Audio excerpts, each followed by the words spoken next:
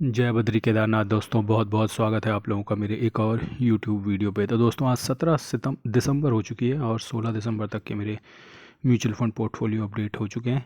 तो चलिए शुरू करते हैं अपने इंड मनी ऐप के म्यूचुअल फंड पोर्टफोलियो पे। तो इंड मनी ऐप के म्यूचुअल फंड पोर्टफोलियो में कल मुझे 5,500 रुपये का लगभग नोशनल लॉस हुआ है। तो करंट इन्वेस्टेड वैल्यू है 8,65,000। करंट वैल्यू है पोर्टफोलियो की 9,08,000। 43,000 का मुनाफा चल रहा है, लगभग 5% का। 45,500 की SIP लगी हुई है, जिसमें से 23,500 की SIP कट चुकी है इस महीने की। पराग पारिक ने कल 441 रुपये का लॉस दिया है और 5.6% के मुनाफे में है। निपॉन लार्ज कैप ने 971 रुपीज़ का लॉस दिया है, 5.7% के मुनाफे में है। ICICI लार्ज कैप ने कल 771 रुपये का लॉस दिया, लगभग 7.5% के मुनाफे में। कोटक मिड कैप ने 199 का लॉस दिया है, 5.6 के मुनाफे में।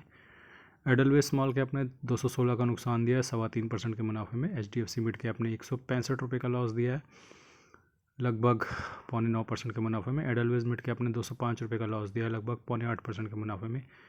इन्वेस्को मिड कैप ने 301 रुपये का लॉस दिया, लगभग 8.5% के मुनाफे में। निपॉन मिड कैप ने 175 रुपये का लॉस दिया, लगभग 6% के मुनाफे में।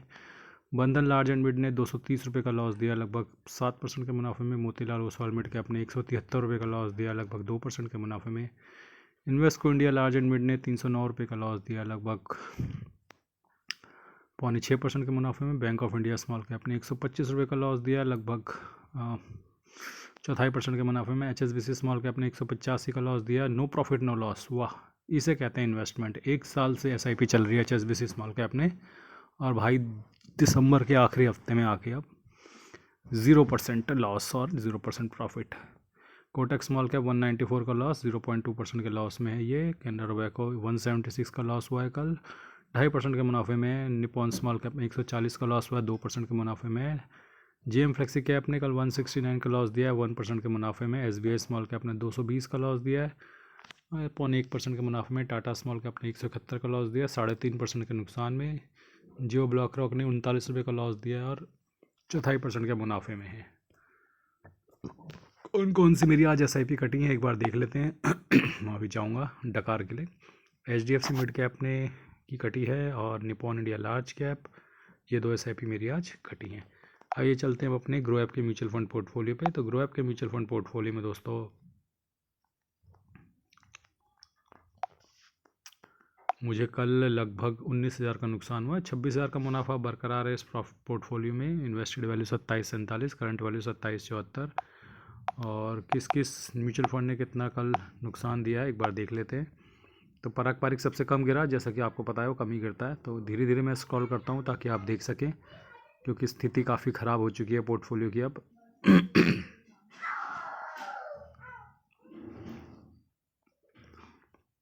तो ये थी स्थिति मेरे ग्रो ऐप के म्यूचुअल फंड पोर्टफोलियो की। आइए अब चलते हैं अपने इंड मनी ऐप के म्यूचुअल फंड पोर्टफोलियो पे। तो आज जब मार्केट गिरनी शुरू हुई, दोबारा से मैंने अपना सेविंग्स बैंक अकाउंट अपने डीमेट अकाउंट के साथ कनेक्ट कर दिया। तो जब जिस दिन मार्केट ज़्यादा गिरती है उस दिन मैं अपना savings bank account demat account के साथ कनेक्ट कर देता हूँ, वर्चुअल कनेक्शन समझो। और काफ़ी सारी बाइंग करी है मैंने आज पास, वैल्यू बाइंग आज करता रहा ETF में। मोतीलाल ओसवाल हेल्थ में 20 क्वांटिटी उठा ली है, मिड स्मॉल कैप ETF में 20 क्वांटिटी, स्मॉल कैप ETF में 10 क्वांटिटी, FMCG ETF में 10 quantity, Motilal Oswal realty ETF में 5 क्वांटिटी, टॉप 10 ETF में 2 क्वांटिटी। ओवरऑल इस पोर्टफोलियो में जैसा कि आप देख सकते हैं आज 853 रुपये का नोशनल लॉस हुआ है। 2,36,000 invested value, 2,07,000 current value portfolio की। और आप देख सकते हैं हेल्थ ETF में 41 रुपये उड़ गए आज, निफ्टी क्वालिटी ETF में 19 रुपये, रियल्टी ETF में 127, शरिया बीज में no profit no loss, LPL 30 ETF में 26 रुपये, मल्टी MQ में 13 रुपये, लो वोल्टाइल ETF में 26 रुपये, स्मॉल कैप ETF में 141 रुपये। फार्मा बीज में 12 रुपये का गेन हुआ, एयरकॉन में 50 रुपये उड़ गए, CPSC ETF में 5 रुपये, HDFC कॉल ETF में 23 रुपये, सेंसेक्स ETF में 4 रुपये, FMCG ETF में 57 रुपये उड़ गए हैं, टॉप 10 ETF में 6 रुपये, जीनस पावर में 28 रुपये। टाटा मोटर पैसेंजर व्हीकल ने थोड़ा सा मुनाफा दिया है आज, मिड स्मॉल ETF में 30 रुपये उड़ गए हैं, इंडसइंड बैंक में 313। तो ओवरऑल दोस्तों आपकी स्थिति क्या दिखाता हूँ ETFs की। फार्मा बीज अभी भी 2.25% के मुनाफे में, Nifty quality ETF 1.5%, low volatile ETF 1%, HDFC call ETF 0.5%, LPL 30 ETF 0.5%, Shariah BeES no profit no loss, CPSC ETF almost no profit no loss, multi MQ चौथाई % के लॉस में, सेंसेक्स ETF आधा % के लॉस में, टॉप 10 ऐड ETF आधा %, mid small ETF आधा %, FMCG ETF 1%, small cap ETF 1.25%, Motilal Oswal realty ETF 1.5%, Motilal Oswal health 2% के नुकसान में है। इंडसइंड बैंक में अभी भी 7,000 का नुकसान है, टाइम PV में 15,000, जीनस पावर में 1,600 और इरकॉन में 4,000 का। तो दोस्तों ये तो थी स्थिति मेरे शेयर्स और ETF के पोर्टफोलियो की। तो इस वक्त मार्केट तेज़ी से गिर रही है और मैं काफ़ी तेज़ी से अपने ETFs बटोर रहा हूँ और कोशिश कर रहा हूँ कि सस्ते सस्ते प्राइस में ड्यूरिंग द डे जब भी वो गिर रहे हैं उनको ख़रीदता जाऊँ और एवरेजिंग करता जाऊँ फॉर दैट डे कि जिस दिन मार्केट टर्न लेगी ऊपर की तरफ। मेरे को तो स्विंग खेलना है 3 से 5% का, अपने को प्रॉफिट मिलेगा जल्दी ही और अपना प्रॉफिट बुक करके हम यहाँ से निकलेंगे। तो ये चल रही है ETF स्विंग में शॉर्ट गेम, और बड़ी गेम अपनी म्यूचुअल फंड में चल रही है जहाँ पे हम लॉन्ग टर्म के लिए वेल्थ क्रिएट कर रहे हैं। बाकी मैंने कुछ फ्लिपकार्ट के लिंक्स भी दे रखे हैं। अगर आप अपनी मोबाइल स्क्रीन पे क्लिक करेंगे तो लेफ़्ट साइड बॉटम में प्रोडक्ट कोड आएगा, व्यू कोड, उसके अंदर आपको फ्लिपकार्ट के लिंक्स दिखेंगे। वहाँ पे जाके आप फ्लिपकार्ट से कुछ भी शॉपिंग करना चाहते हैं कर सकते हैं। ऐसा करने से आपके भाई को कुछ कमीशन मिलता है। और जितनी भी चीज़ें मैं इस वीडियो में बताता हूँ वो सिर्फ एक नॉलेज पर्पज़ के लिए है, वो कोई इन्वेस्टमेंट एडवाइस नहीं है। आप अपने फाइनेंशियल एडवाइज़र की सलाह और मशवरा से ही इन्वेस्ट करें।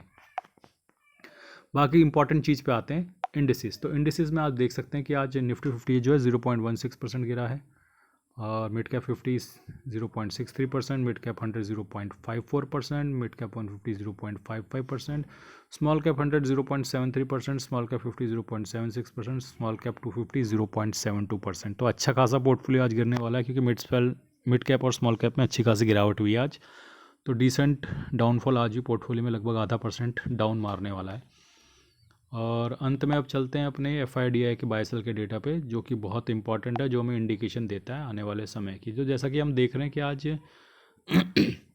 कैश में बाइंग दिख रही है FI की 1100 करोड़ की। आई डोंट नो किस वजह से हुई है, कोई ब्लॉक डील आई है, अभी मुझे इसके बारे में जानकारी नहीं है तो देखना पड़ेगा। लेकिन फ़िलहाल बाइंग दिख रही है FI की, और DI की भी 768 करोड़ की बाइंग दिख रही है। तो ये एक चेंज दिख रहा है मुझे डेटा में। ये कुछ इंडिकेट कर रहा है कि आज 1100 करोड़ की बाइंग आई है FI की। मे बी कुछ हुआ हो ब्लॉक डील, जिसके बारे में मुझे अभी जानकारी नहीं है। मे बी आप लोगों को किसी की जानकारी हो कि ये वाकई में आज बाइंग करी है FI ने, या फिर कोई डील्स वगैरह हुई हैं जिसकी वजह से पॉजिटिव में आ रहा है, तो कमेंट सेक्शन में बताइएगा ज़रूर। क्योंकि ऑफिस में व्यस्तता के कारण मैं इतना न्यूज़ को आज टैप नहीं कर पाया। तो अगर कुछ न्यूज़ में ऐसा आया हो जो मुझे ना पता हो, कोई ब्लॉक डील हुई हो जिसकी वजह से पॉजिटिव में फिगर दिख रहा है FI का, तो आप निश्चित तौर पे कमेंट सेक्शन में बता सकते हैं।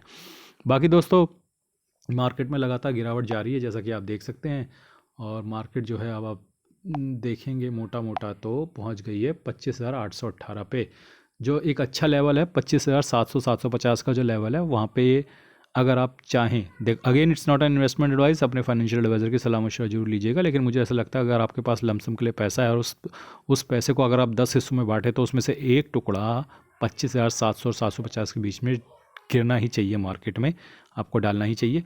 बाकी आप अपने फाइनेंशियल एडवाइज़र से ज़रूर सलाह मशवरा करें। लेकिन मुझे जब भी मौका मिलेगा तो मैं तो 25,750 और 700 के पास में अच्छा बाइंग करूँगा। देखिए मेरे पास म्यूचुअल फंड की तो बाइंग चली रही है, SIP चली रही है, तो मैं अच्छी बाइंग ETFs में कर लूँगा और इस लेवल पे थोड़ा ज़्यादा खरीद लूँगा। 25,700 750 आज जब मार्केट नीचे गई थी 750 के आसपास ही थी, तो इसलिए मैं आज भी अच्छी बाइंग कर रहा था। लेकिन वो during the day, end of the day में मार्केट में थोड़ा रिकवरी आ गई। अदरवाइज़ मैं तो मान चुका था कि बेस लेवल आ चुका है 750 का, वहाँ पे अच्छी बाइंग करनी बनती है। देखिए कोई गारंटी नहीं है कि 700 से नीचे नहीं जाएगा, लेकिन वो एक स्ट्रॉन्ग सपोर्ट है, आपको वहाँ पे बाइंग करनी ही पड़ेगी, वहाँ पर आपको बेट लेनी ही पड़ेगी। कुछ ऐसे पोजीशंस होती हैं, कुछ ऐसे जोन्स होते हैं जहाँ पे आपको बेट लेनी चाहिए। तो 25,700 एक ऐसा जोन है जिस पे आपको बेट लेनी ही पड़ेगी। अगर वो टूटता तो बेशक फिर 25,400 खुलता है।